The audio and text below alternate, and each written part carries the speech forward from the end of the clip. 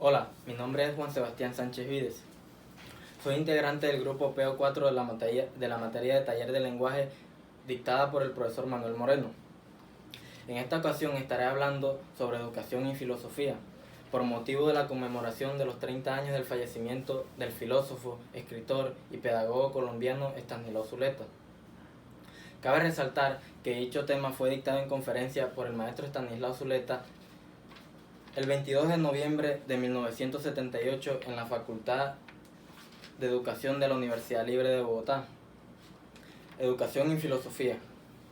El problema de la relación entre la educación y la filosofía podría formularse a partir de dos formulaciones extremas. En primer lugar, habría que ver la educación como un proceso de formación y de acceso al pensamiento y al saber en el sentido clásico de que la filosofía lo ha considerado desde la antigüedad. En segundo lugar, habría que ver la educación como un simple procedimiento de transmisión de un saber ya adquirido, cuando no se trata de un sistema de producción de fuerza de trabajo calificada para una demanda existente en el mercado, tal como se presenta de manera generalizada en nuestra época. Es necesario hablar de diferentes ítems en este tema. El primero es la educación como proceso de formación. El enfoque de la educación como formación y como acceso al pensamiento se encuentra en su forma más pura en Platón y en sus seguidores. Más adelante con el enfoque racionalista de Descartes, Spinoza, Kant, entre otros. La línea de análisis de la educación en este sentido consiste en responder a la pregunta ¿qué significa enseñar? Se trata de saber cuáles son las condiciones efectivas para el proceso del acceso al conocimiento. Platón expone en el Sofista o en el Ser, el problema fundamental de la educación es combatir la ignorancia. La educación, en su formulación, no es un problema comparable a dar de comer a un hambriento. En ese caso sería muy sencillo de solucionar. El verdadero problema es hacer salir a alguien de una indigestión para que pueda tener apetito, por lo que impide el acceso al saber. La ignorancia, según Platón, no es una carencia, sino por el contrario, un exceso de opiniones en la que tenemos una confianza loca. El prejuicio, como lo llamarán más adelante Descartes, Spinoza, Kant, y que Platón llamaba la opinión, es el punto de partida. La primera tarea es establecer una crítica de la opinión. La idea de Platón es que la educación efectiva tiene que comenzar por crear una necesidad de saber, por medio de la crítica de la opinión. Esa necesidad no es pensada por Platón como una necesidad de información, sino como una necesidad de pensar. El criterio es aprender a pensar por sí mismo. Platón, en el banquete o del amor, llega incluso a afirmar que el conocimiento no se transmite de un hombre a otro como se transmite el de una copa a otra por medio de una mecha de lana, sino que es necesario que cada cual encuentre el saber por sus propios medios y pueda dar cuenta de lo que sabe por haber hecho el proceso de pensar por sí mismo y extraer sus propias conclusiones a partir de sus propias premisas. En este proceso se tiene en cuenta una pregunta: ¿cuánto tiempo se requiere para descomponer una estructura de opiniones o un sistema ideológico para que se pueda configurar a partir de allí una mentalidad científica? No lo sabemos. Platón, en el Teeto o de la ciencia, dice que los filósofos son libres porque, a diferencia de los esclavos, que para él son los jueces, los reyes y los abogados, no tienen ningún plazo para concluir, sino que se puede dar el tiempo que requiere un problema para su solución. En este caso ya no se trataría de calificar fuerza de trabajo, sino de formar un pensador, un investigador o un creador. El siguiente ítem que es necesario también tocar es la educación como entrenamiento.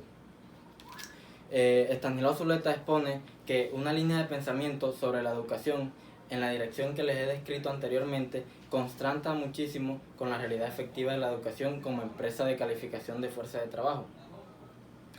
Para un mercado de trabajo calificado con un costo determinado, en la medida que esta otra realidad imponga sus exigencias, nos encontraremos en una posición completamente opuesta a la que les he resumido, según la cual el pensamiento se desarrolla según su propio ritmo.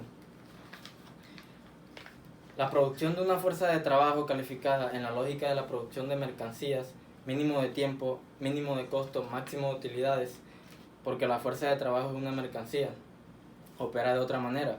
En este caso,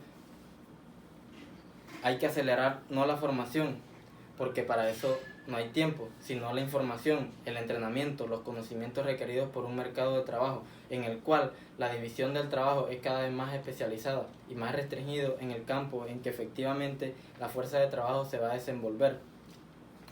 En la división de trabajo, la actividad tiende a ser parcial. El trabajador no necesita conocer el sentido ni el funcionamiento de la lógica de un conjunto vasto, sino tan solo saber operar en un sector restringido. Se requiere un cierto grado de información y un mínimo de iniciativa, porque mientras más se especializa el trabajo, menores son las iniciativas particulares.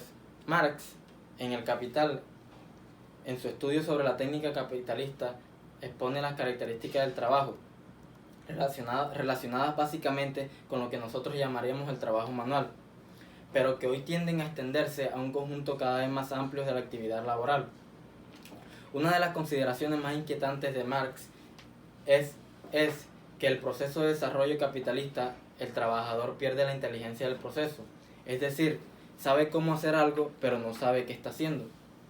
Se puede dar un ejemplo: trabajar en una fábrica de automóviles sin tener una idea cómo se hace un automóvil, porque la actividad que se desempeña es una labor parcial. El trabajo calificado también va siendo sometido progresivamente a la lógica de la especialización.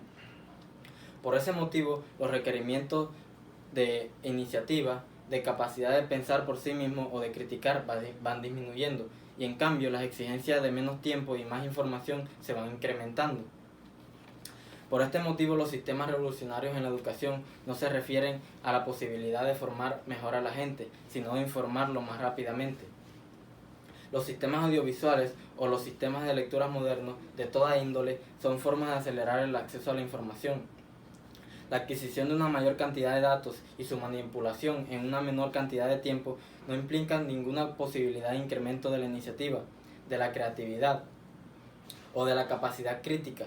En constante con estas exigencias del mercado capitalista nos encontramos con la larga tradición racionalista que impregna nuestra cultura, que viene desde Descartes, Marx, Freud y muchos otros, que aún sigue manteniendo la exigencia de que la educación no sea simplemente entrenamiento para una función parcial, sino formación de la capacitación en el sentido efectivo. En la sociedad capitalista nos encontramos ante una contradicción que es real y operante. Hoy en día se puede formar un ingeniero en una rama particular de manera eficaz, pero que a la vez prácticamente un analfabeta en otros campos. Su capacidad de reflexión en el campo de la política, literaria o humana, en general, sus ideas sobre el amor o sobre la muerte, entre otras, es prácticamente nula, así sea un doctor especializado en la área de ingeniería.